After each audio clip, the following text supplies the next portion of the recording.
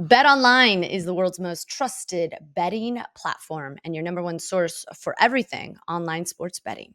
Right now, you can receive a 50% free bet of up to $250 on your first deposit to be able to bet on anything from the Olympics to baseball to Formula One racing. BetOnline has every stat, every matchup, and even live odds and spreads while the games are being played. When the game's over, head on over to our online casino, get in on the game of blackjack or poker, or unwind with one of our over 150 slot games. Head to the website today to get in on the action. Use promo code BELIEVE for 50% free bet credit on your first deposit up to $250. Bet online, the game, it starts here.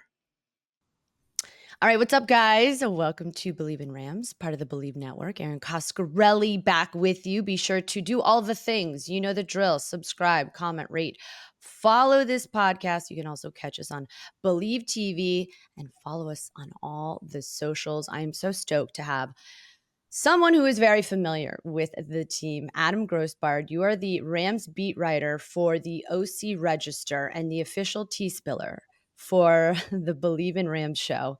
How long have you been covering the Rams by now? Uh, this is my second season. Okay. It's a lot more coherent than I probably would have been this time last year because I had a 6-week-old at home and I was working on about 3 hours sleep every time I showed up to camp. So I think I'll have a little bit more to tell you than last year I would have.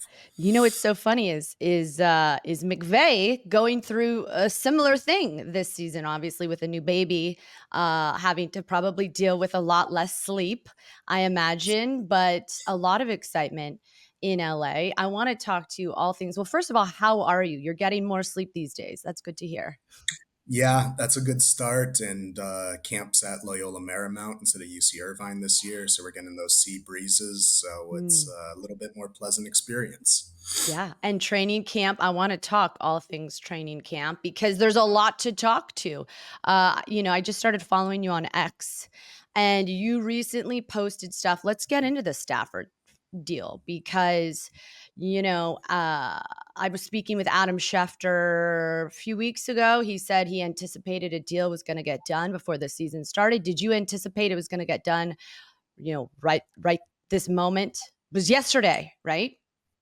Yeah, I mean, I was wondering if you would see something similar to what happened with Sean McVay in 2019, where they announced a contract extension for him on the day camp opened. And sure enough, it was a little bit more dramatic in terms of, waiting 3 hours for Sean to show up for the press conference because they were hammering out the final details with Matthew. But in the end, they ended up following the same pattern. I think there was neither side really wants to get into those details. It seems like there may have been a concern that Stafford would have held out. But they got it done. And, everyone seems to be all hunky dory now. Yeah. Yeah, you posted on X that Stafford wasn't interested in discussing much related to the contract, but he said, "I'm happy to be here. I'm happy to be playing. I'm excited about playing football." To be honest with you, and of course that's what you want to hear from your quarterback. The season leading up to not having Aaron Donald in the building, essentially now the best player on the team. Are we going to get the details of the contract? Because previously he had 31 million in guarantees in 2024. 2025 insured just 15 million of his 27 million salary guaranteed. And, I think what's interesting about this is all of the information we have leading up to this important signing. When you look at it, how important was it to get him signed? Because he's 36 years old. We saw in 2022 had injury issues.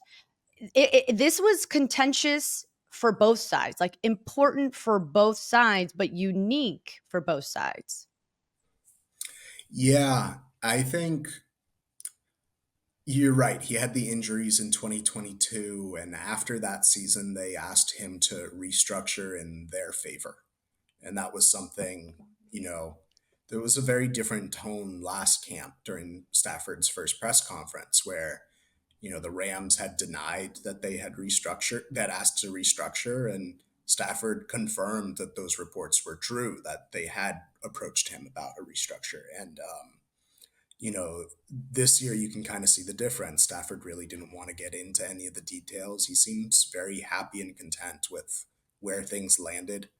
I imagine at some point we'll get some details in terms of like the financial stuff. There will probably be some more guarantees for the next 2 years, the final 2 years on his contract. We're entering year two of his contract extension from after the Super Bowl right now, and there's 2 more years after that.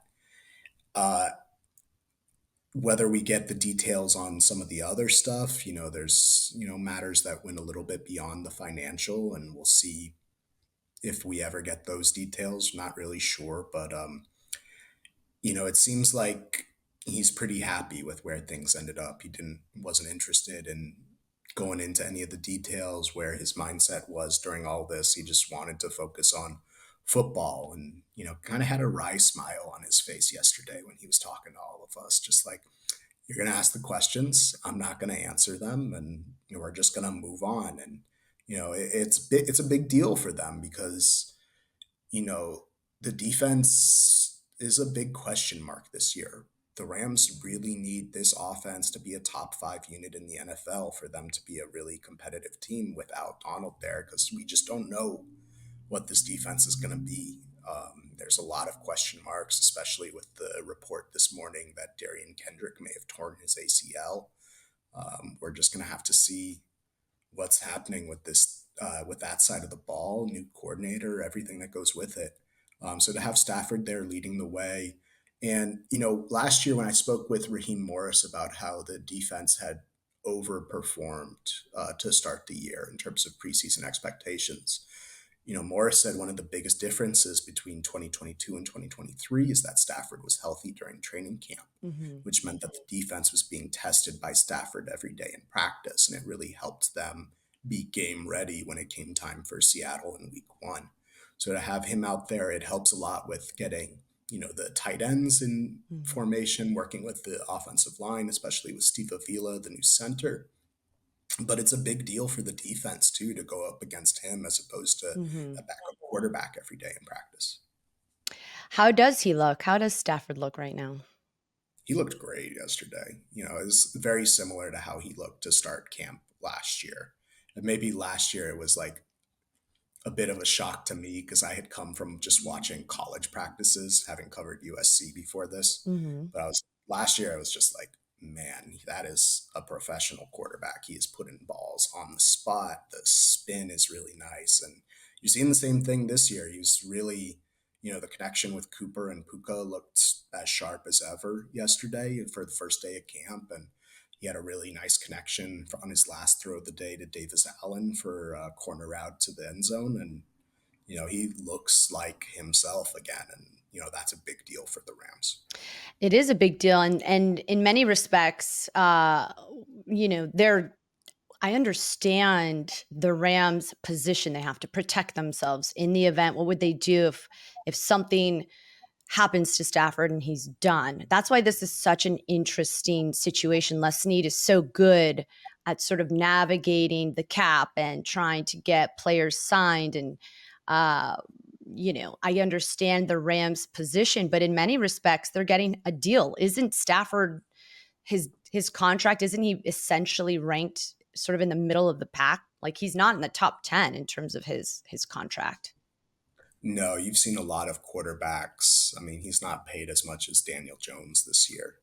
And you really look at the NFC, and this was kind of part of the Rams' point last year when people were questioning whether or not they could compete for a playoff spot. And they just kept saying, like, Stafford's one of the best quarterbacks in the NFC.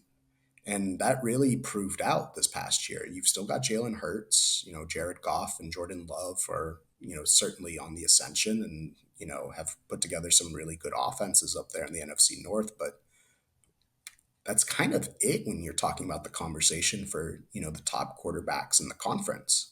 And Stafford right there with them, especially the way he looked to close last season. So it's a big deal for them to have him wrapped up. It's still, we don't know the nature of what got changed this week, but it's still a pretty team friendly contract, all things considered. Why do you think he's not getting paid like a top 10 QB? And the reason why I ask that is more of like a, does Stafford get the same respect an Aaron Rodgers gets? Even though I think a lot of people would even say this year Stafford's a better, potentially better quarterback. Uh, so I think part of it is he signed a very team friendly contract after the Super Bowl in 2021. Why He did he? wanted to Why give would he do that? Super Bowls. Like he talked a little bit about it in his documentary that the Rams released. Like he's got his one Super Bowl, but he wants to be a Hall of Famer, and he understands that trophies get you to the Hall of Fame. Mm, And I think he, wanted to give the team room to operate, room to keep that Super Bowl core. Ironically, the roster has had a massive churn since then, but they've done a really good job adding, these rookies who have turned into big pieces like Puka, Kobe Turner, Byron Young, guys who are going to need contracts in a couple of years. mhm, So, it's been a big boost to them having him on that team friendly deal. But it's interesting. I do feel like his perception is starting to shift a little bit. He got his second Pro Bowl this last year, which, Pro Bowl can be a popularity contest, but it's still big for his resume moving forward. You had that viral clip of CJ Stroud saying, like, if Stafford had played his career in Green Bay instead of Detroit, he might have won multiple Super Bowls. So you're seeing this younger generation that's coming up that watched his tape and learned a lot from him.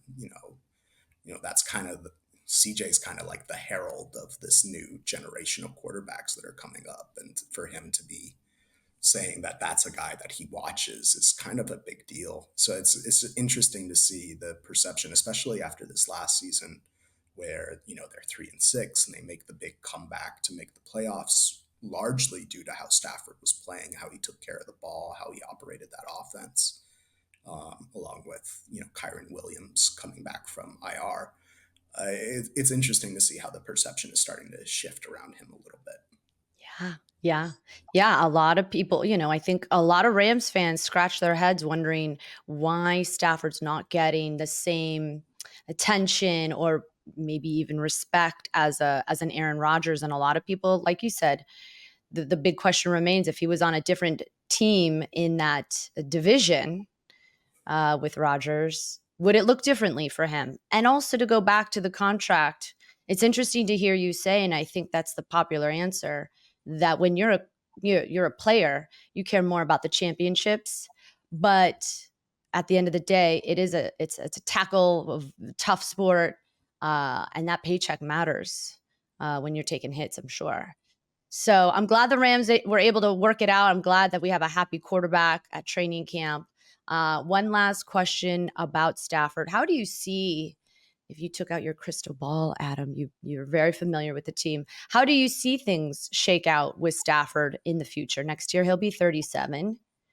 And the year after, obviously, he'll be 38. He's not getting any younger. Is this a very important year for him moving forward?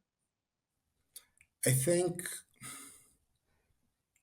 I think it's tough to say.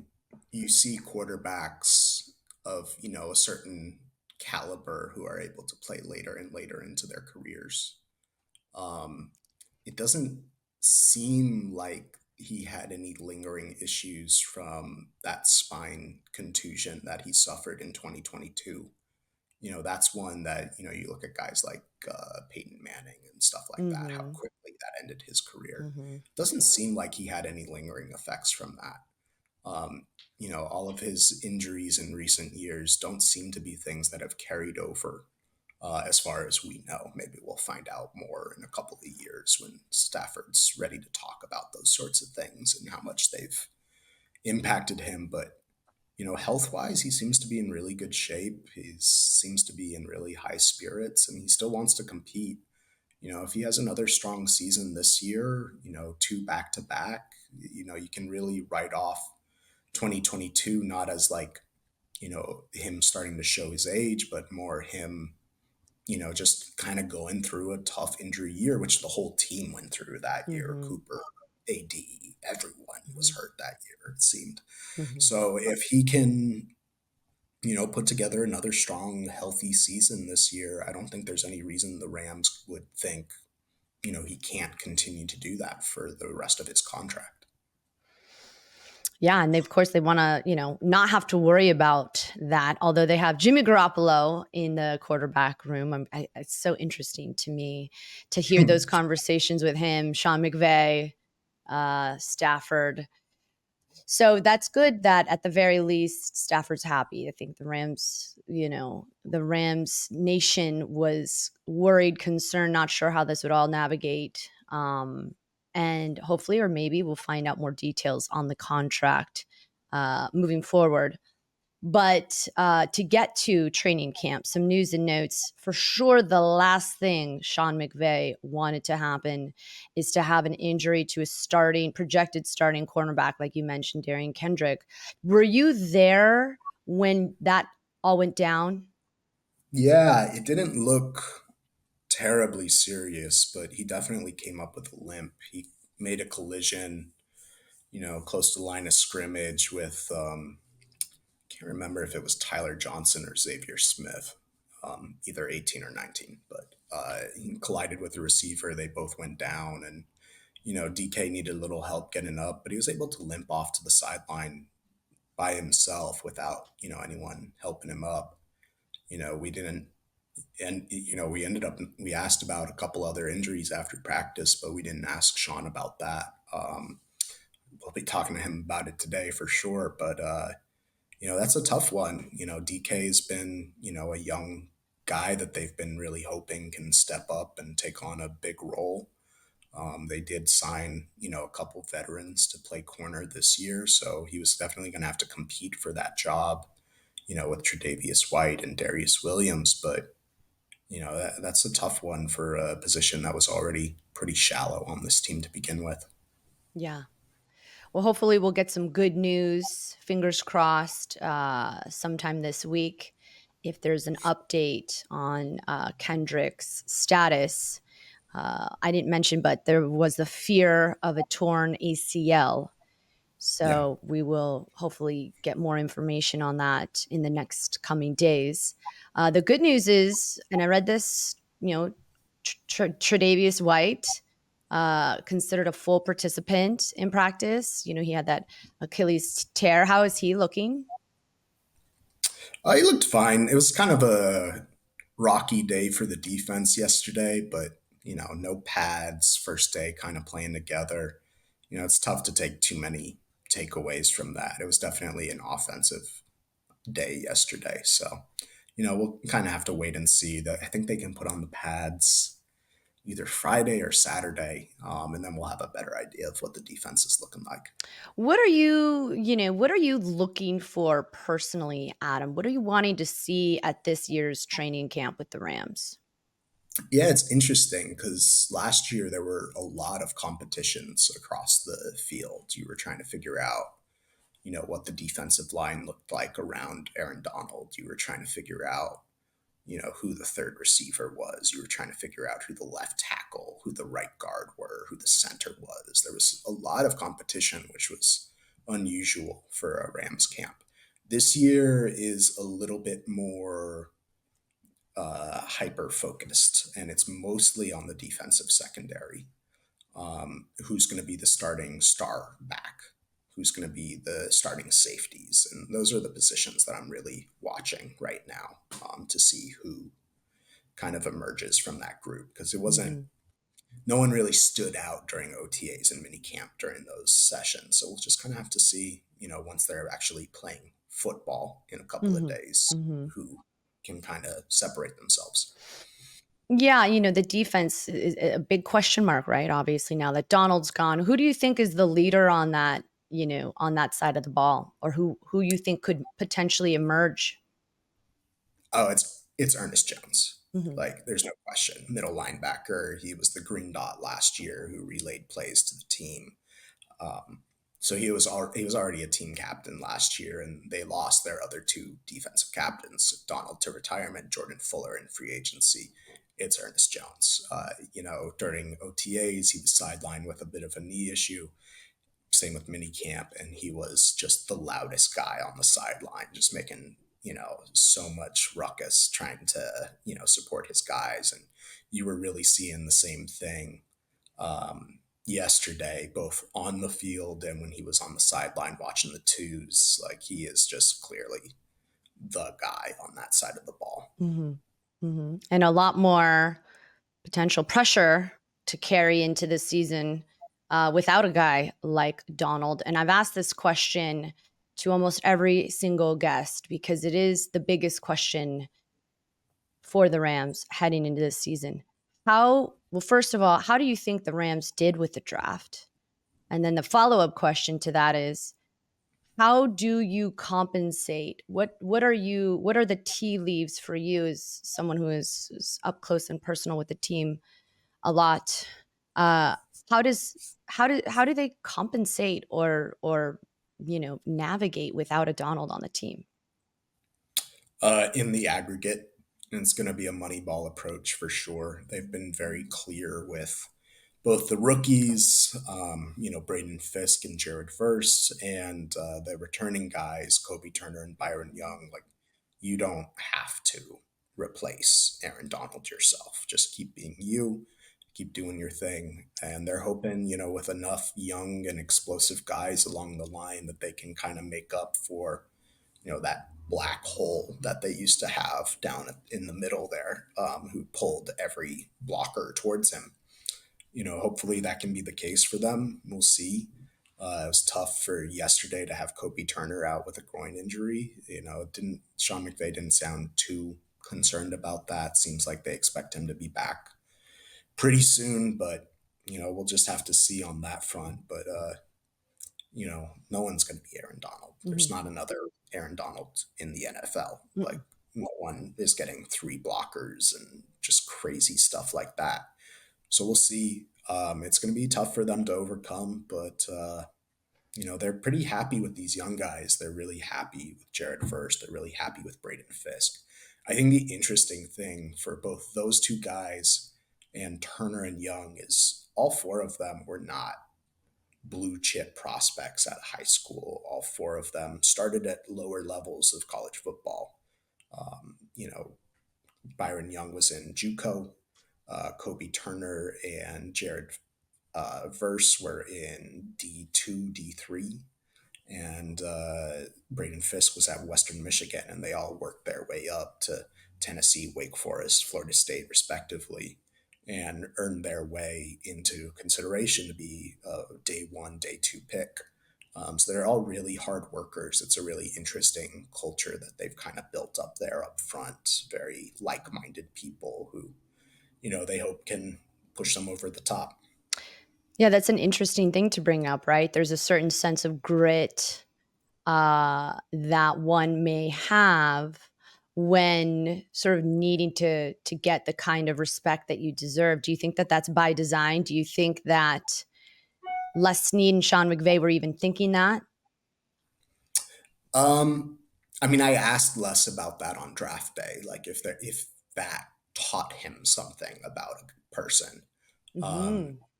and the thing that he mentioned was, it's not like they were looking for guys like that, but it does teach them about their competitiveness. The fact that they wanted to, they were very successful at the levels of college football that they were playing, but they still wanted to test themselves at a level a little bit higher.